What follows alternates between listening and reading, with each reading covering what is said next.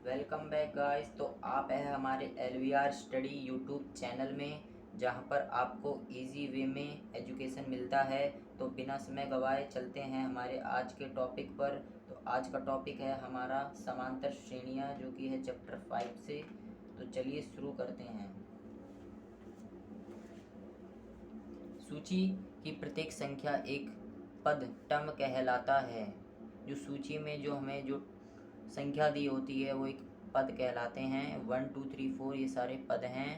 इसे ए से निरूपित करते हैं, जैसे A1 A2 A3 A4। एक समांतर श्रेणी संख्याओं की एक ऐसी सूची है जिसमें प्रत्येक पद पहले पद के अतिरिक्त अपने पद में एक निश्चित संख्या जोड़ने पर प्राप्त होता है।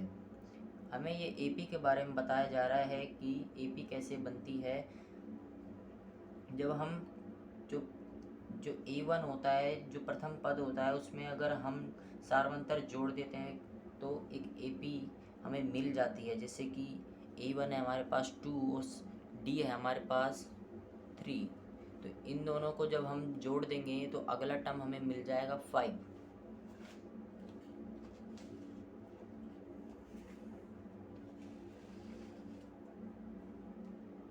सारवंतर क्या है? What is common difference? इसे हम डी से निरूपित करते हैं। यह सार अंतर धनात्मक या शून्य हो सकता है। तो ये एक धनात्मक भी हो सकता है और ऋणात्मक भी हो सकता है और एक जीरो भी हो सकता है। उदाहरण के तौर पर जैसे कि 2 4 6 8, जिसमें पहला पद है हमारा 2 और दूसरा पद है 4, A2 कहेंगे हम इसे, और तीसरा पद है हमारे पास 6 A3 और A4 है हमारे पास चौथा पद 8। तो सारवंतर निकालने के लिए एक फॉर्मूला होता है D equal to A2 minus A1। तो A2 हमारे पास है 4 और A1 है हमारे पास 2। तो इन दोनों को माइनस करने पर प्राप्त हमें सारवंतर मिलता है 2। तो अगला हमारा A plus D, A plus 2D, A plus 3D। यह एक एपी है जिसे हमें बता रहा है कि ये एपी ऐसे बनती है। एक समांतर श्रेणी को निरूपित करती है जहाँ A पहला पद है और D सारवंतर है। इसे एपी का व्यापक रूप जनरल फॉर्म कहते हैं। आइए अगला। जब किसी समांतर श्रेणी में पदों की संख्या अनंत होती है, ऐसी श्रेणी को फाइनाइट एपी कहा जाता है।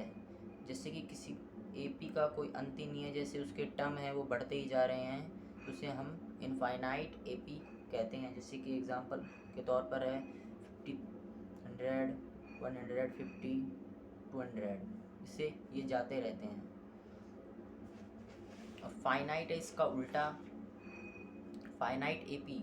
जब किसी एपी में पदों की संख्या निश्चित हो, ऐसी एपी को हम फाइनाइट एपी कहते हैं। तो ऐसी एपी है जैसे कि 2 है 4 6 8, तो ये 10 तक जा रही है, सिर्फ 10 ही तक जाएगी और आगे नहीं बढ़ेगी, इसे हम फाइनाइट एपी कह सकते हैं। अगर हमें एपी का प्रथम पद ए और सारवंतर डी, इन दोनों का पता अगर नहीं है तो हम एपी नहीं लिख सकते। तो ये सही बात है कि अगर हमें एपी का अगर पहला ही पद पता नहीं है और डी सारवंतर भी पता नहीं है तो हम एपी कैसे लिख पाएंगे। तो अगला है इसका उल्टा हमारे पास, अगर हमें एपी का प्रथम पद ए और सारवंतर डी प्राप्त है तो हम एक एपी लिख सकते हैं। तो इसमें हम एपी लिख सकते हैं अगर हमें पता हो प्रथम पद और सारवंतर डी। जैसे कि एग्जांपल में है हमारे पास प्रथम पद 6 है, सारवंतर है 3। तो वे प्रथम पद लिख देंगे और 3 को जोड़ने पर 9 आया और फिर 9 प्लस 3 करेंगे तो 12। ऐसे बढ़ते बढ़ते ये एक एपी में है। तो अगला एग्जांपल है हमारे पास ए हमारे पास -7 है और सारवंतर है -2। तो ये भी एक एपी में हो जाएंगे। -7 जब प्लस करेंगे -2 को 9 प्राप्त होगा। ऐसे ही इन सब में जब हम -2 को प्लस कर देंगे तो एपी में चलता जा रहा है। और अगला हमारा है पॉइंट टोटल टर्म, संपूर्ण पद, इसे हम n से निरूपित करते हैं। एग्जाम्पल के तौर पर 2 4 6 8 जिसमें 10वें पद तक है, तो इसमें टोटल जो टर्म है उसे हम n कहेंगे, n इक्वल टू 10। तो प्रश्न है हमारे पास जो हमने सीखा है उनसे रिलेटेड। प्रत्येक किलोमीटर के बाद टैक्सी का किराया, जबकि प्रथम किलोमीटर के लिए किराया 15 रुपये है और प्रत्येक अतिरिक्त किलोमीटर के लिए किराया 8 रुपये है, तो बताइए कि यह एपी में है या नहीं। हमें बताना है कि ये एपी में है या नहीं। तो यहाँ पे हमें ये पॉइंट मिला है कि प्रथम किलोमीटर के लिए किराया 15 रुपये, तो ए हमें मिल चुका है 15, और प्रत्येक अतिरिक्त किलोमीटर के लिए किराया 8 रुपये है, तो ये हमें डी मिल चुका है। तो हम इसको ऐसे भी कर सकते हैं, अगर ये समझ नहीं आए तो आपको।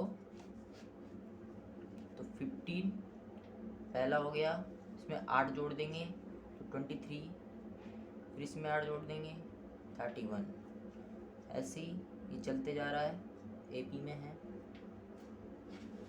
तो अगला हमारे पास क्वेश्चन है एपी, इसने पहले ही बता दिया।